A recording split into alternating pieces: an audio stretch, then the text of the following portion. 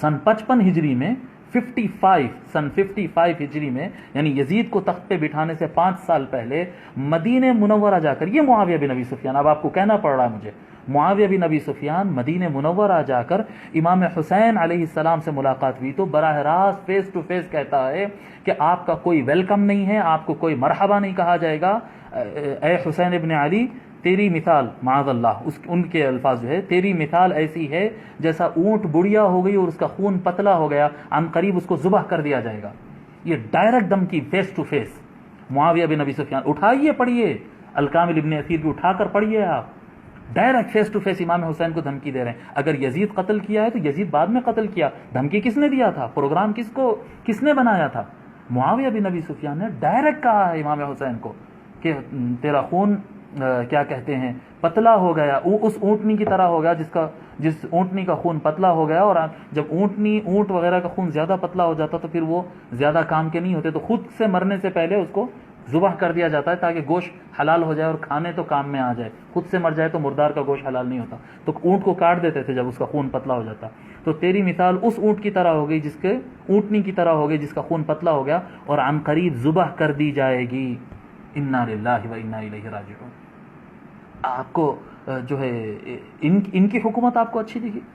جو امام حسین علیہ السلام کو براہ راست قتل کی دھمکی دے، جو حضرت حجر بن عدی رضی اللہ تعالیٰ عنہ کا قتل کرا دے، سینئر ترین صحابی اور سابقون الاولون میں سے، جو معاویہ بن ابی سفیان سے 15-20 سال پہلے اسلام قبول کیے، وہ صحابی حضرت عمار بن یاسر رضی اللہ تعالیٰ عنہ، جن کی فضیلت میں حضور صلی اللہ علیہ وسلم بارہا فرمائے کہ عمار لوگ کو جنت کی طرف بلاتا ہے اور باغی ٹولہ اسے جہنم کی طرف بلاتا ہے، یہی باغی ٹولہ معاویہ بن ابی سفیان کا۔ جی، عمار بن یاسر کی فضیلت ہے کہ وہ لوگ کو جنت کی طرف بلاتے ہیں۔ کتنے فضائل ہیں حضرت عمار بن یاسر رضی اللہ تعالیٰ عنہ کے۔ معاویہ بن ابی سفیان عمار بن یاسر کے قاتل، معاویہ بن ابی سفیان حضرت حجر بن عدی رضی اللہ تعالیٰ عنہ کے قاتل، حضرت سیدنا ابو بکر صدیق رضی اللہ تعالیٰ عنہ کے بیٹے محمد بن ابی بکر کے قاتل۔ یہ سب جتنے قتل ہو رہے ہیں ان کا کوئی قصور نہیں ہے، بے قصور مارے گئے۔ جی، کتنے صحابہ ہیں، میں آپ کو گناتا چلا جاؤں، اتنے صحابہ کو اپنے دور میں قتل کروائے۔ امام حسین علیہ السلام کو براہ راست جو ہے فیس ٹو فیس دھمکی دیے۔ امام حسن علیہ السلام کا انہی کی دور میں زہر دے کر ان کو شہید کیا گیا اور قاتل نہیں پکڑا جاتا۔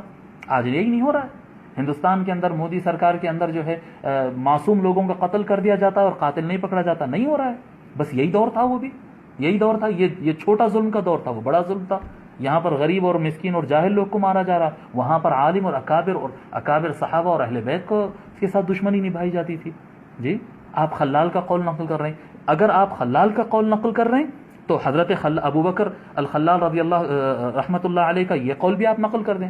وہی ابو بکر الخلال ہے نا جن کے بارے میں آپ کہہ رہے ہیں کہ حضرت عبداللہ ابن عباس نے یہ روایت کی ہے، دوسری روایت بھی سنا دیجیے۔ حضرت عبداللہ ابن عمر رضی اللہ تعالیٰ عنہ فرماتے ہیں کہ رسول اکرم صلی اللہ علیہ وآلہ وسلم نے ارشاد فرمایا، ہر امت میں ایک فرعون ہوتا ہے اور میری امت کا فرعون معاویہ بن ابی سفیان ہے۔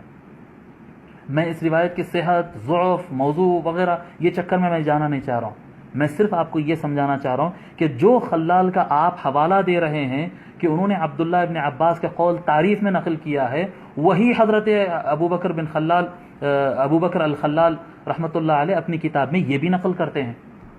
سنائیں گے؟ آپ کے اندر ہمت ہے؟ ابو بکر الخلال کا آپ نام لینے بیٹھے، کس کا نام لے رہے ہیں آپ؟ امام ذہبی کا نقل کرتے ہیں نام، امام ذہبی روایت نقل کرتے ہیں۔